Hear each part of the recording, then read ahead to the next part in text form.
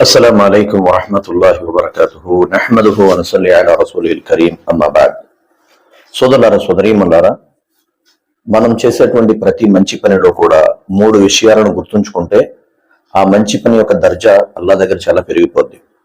మీరైనా నేనైనా ప్రతి ఒక్కరం కోరుకునేది ఏంటంటే మనం చేసే మంచి పని అల్లా అంగీకరించాలి, పూర్తి ప్రతిఫలాన్ని అల్లా ప్రసాదించాలి, అదేవిధంగా మన దర్జా కూడా అల్లా దగ్గర పెరగాలని చెప్పి మనందరం కోరుకుంటాం. అందులో మొట్టమొదటి విషయం ఏమిటి అంటే సోదరులారా సోదరీమణులారా, మనం ఏ మంచి పని చేసినా ఇఖ్లాస్ అంటారు. ఇఖ్లాస్ అంటే చిత్తశుద్ధి. మనం చిన్న మంచి పని చేసినా పెద్ద మంచి పని చేసినా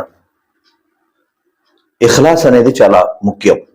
ఎందుకంటే ఇఖ్లాస్ అనేది లేదనుకోండి, చిత్తశుద్ధి అనేది లేదనుకోండి, మనం ఏ పుణ్య కార్యము చేసినా అది అల్లా దగ్గర ఆమోదించబడదు. అందుకోసమే అల్లాహ్ నబీ సల్లల్లాహు అలైహి వసల్లం తెలియజేశారు, ఏ వ్యక్తి అయితే ఇతరుల కోసం నమాజ్ చదువుతాడో ఆ వ్యక్తి అల్లాతో సాటి కల్పించాడు, షిర్క్ చేశాడు అన్నారు. అదేవిధంగా ఉపవాసం ఏ వ్యక్తి అయితే ఇతరుల కోసం చేశాడో ఆ వ్యక్తి కూడా అల్లాకు సాటి కల్పించాడు, షిర్క్ చేశాడు అన్నారు. ఇతరుల కోసం చేయటం అంటే ఒక ఉదాహరణ చెప్తాను మీకు. ఉదాహరణకి మనం నమాజ్లో నిలబడ్డాం, అల్లాహు అక్బర్ అని చెప్పి. మన పక్కన ఎవరో మన గురించి బాగా మాట్లాడే వ్యక్తి వచ్చేసాడు. మనం ఏవైతే స్వరాలు చదువుతామో ఆ స్వరాలని కాస్త పెద్ద స్వరాలు చదివాము. రుకులో సుబ్హాన రబ్బియల్ అజీమ్ 3 సార్లు మామూలుగా చదివేవాళ్ళం, కానీ పక్క నేనున్నాడని చెప్పి 5 సార్లు, 7 సార్లు, 9 సార్లకి పెంచేశాం. ఆయన దగ్గర నేను చాలా మంచిగా ధ్యానంగా నమాజ్ చేస్తాడని చెప్పి అనిపించుకోవాలని చెప్పి.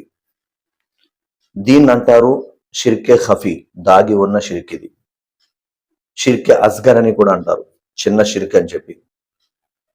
ఇది అల్లా దగ్గర ఆమోదించబడదు. మన నమాజ్ వ్యాధం అయిపోయినట్టే. మనం నమాజ్ చేసినప్పటికీ పాపాత్ములమే. మనం నమాజ్ చదివినప్పటికీ కూడా మనం అల్లా దగ్గర అగౌరవం అయిపోయినట్టే. మనం నమాజ్ చదివినప్పటికి కూడా అల్లా దృష్టిలో పుణ్యాలను కోల్పోయినట్టే. అందుకోసమే సోదరులారా సోదరీమణులారా, ఈ ఇఖ్లాస్ అనేది చాలా ముఖ్యం. దాన ధర్మాలు చేసేటప్పుడు ఎవరు చూస్తున్నారో లేదో అన్నది మనకు అనవసరం. నా అల్లాకి ఇష్టం, నా అల్లా సంతోషపడుతున్నాడు, నా అల్లా రాజీ అవుతున్నాడు, ఆయన ఒక్కడికే తెలియాలని చెప్పేటువంటి నియత్ చేయాలి, సంకల్పం చేయాలి.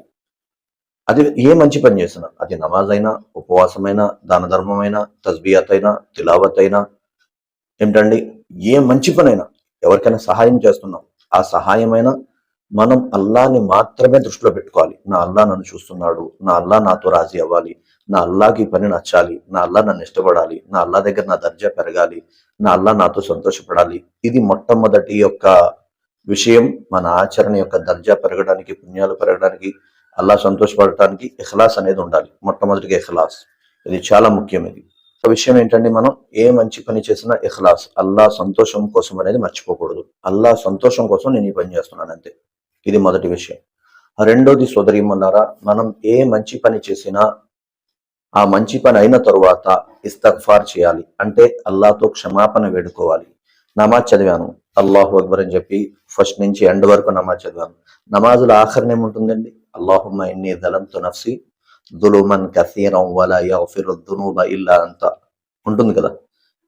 ఇందులో పాపక్షమాపణ అల్లాతో వేడుకున్న వాక్యాలు ఉంటాయి. ఓ అల్లా, నేను నా ఆత్మపై దౌర్జన్యం చేసుకున్నాను, అన్యాయం చేసుకున్నాను, నన్ను నువ్వు క్షమించు అనేటువంటి పదాలు ఉంటాయి ఇందులో. అంటే మనం ఏ మంచి పని చేసినా ఆఖరిలో అల్లాతో క్షమాపణ అడగాలి. అల్లా, ఇందులో ఏమైనా ప్రదర్శన బుద్ధి వచ్చేసిందేమో, నాకు తెలియకుండా ఏమైనా చెడు వచ్చేసిందేమో, అల్లా నన్ను క్షమించల్లా అని చెప్పి, ఈ పుణ్యకార్యాన్ని అంగీకరించాలా అని చెప్పి క్షమాపణ అడగాలి. క్షమాపణతో కూడుకున్న పుణ్యకార్యం చేయాలి. మనం చేసేది పుణ్యకార్యమే, కానీ క్షమాపణ అడగాలి. దీంట్లో ఏమైనా ప్రదర్శన బుద్ధి వచ్చిందా, దీన్ని ఏమైనా లోటుగా, ఇప్పుడు ఒక పెద్ద అధికారి మనకు ఒక పని చెప్పాడు, మనం కంపెనీలో పని చేస్తున్నాం, పెద్ద అధికారి మనకు ఒక పని చెప్పాడు.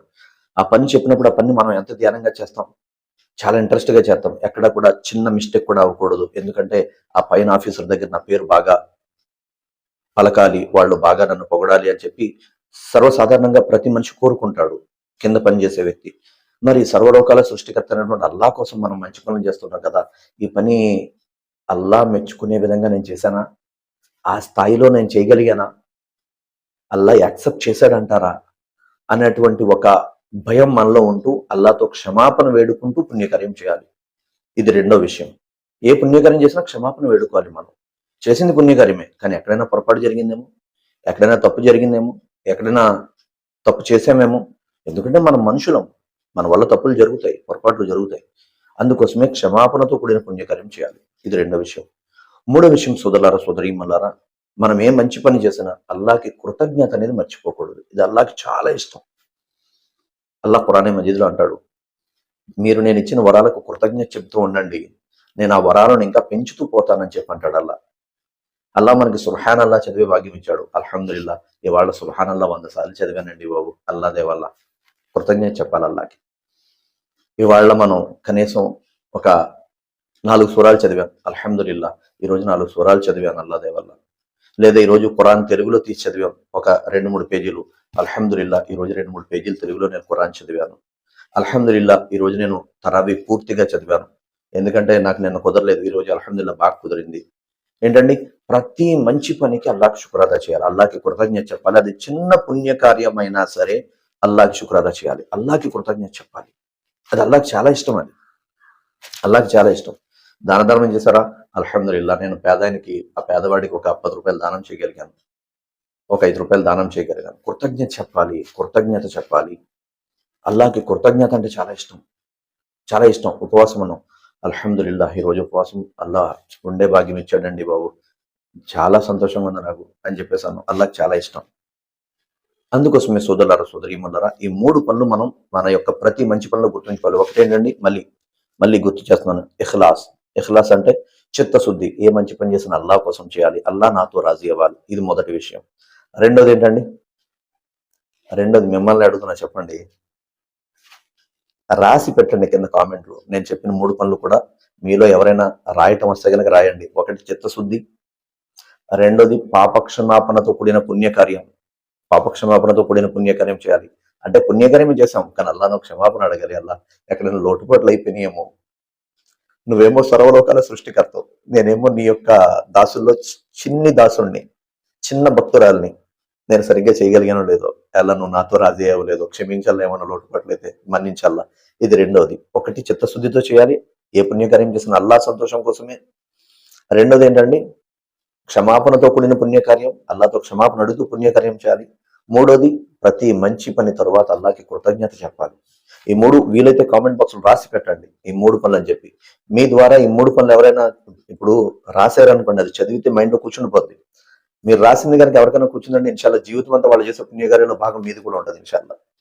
అయితే ఆఖరి మాట, సోదరులారా, సోదరీమణులారా, మన ఛానల్ తో ఇప్పుడు ఎలాగైతే మీరు కనెక్ట్ అయి ఉన్నారో అలాగే కనెక్ట్ అయి ఉండండి రంజాన్ తర్వాత కూడా. ఎందుకంటే కొన్ని విషయాలు ఎలా ఉంటాయంటే అవి నేను మీ దగ్గరకు వచ్చి చెప్పలేను. మీరు ఎక్కడో ఉంటారు, నేను ఎక్కడో ఉంటాను.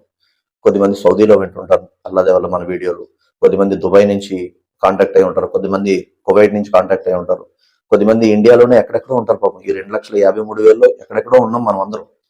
కానీ ఇక్కడ నుంచి మీకు ఏదైనా ఒక విషయం నేను చెప్పాలంటే మీరు నాతో కనెక్ట్ అయి ఉంటేనే కదా. దానికోసమే సోదరులారా, సోదరీమణులారా, మీ అందరితో నా విన్నపం, ఈ యొక్క ఇన్ఫర్మేషన్ మీకు నచ్చింది, ఇది చాలా ముఖ్యమైన విషయాలు అఫ్రోజ్ భాయ్ చెప్పింది అని చెప్పేసి మీకు అనిపిస్తే గనక తప్పకుండా ఈ వీడియోని మీకు తెలిసిన వారికి షేర్ చేయండి.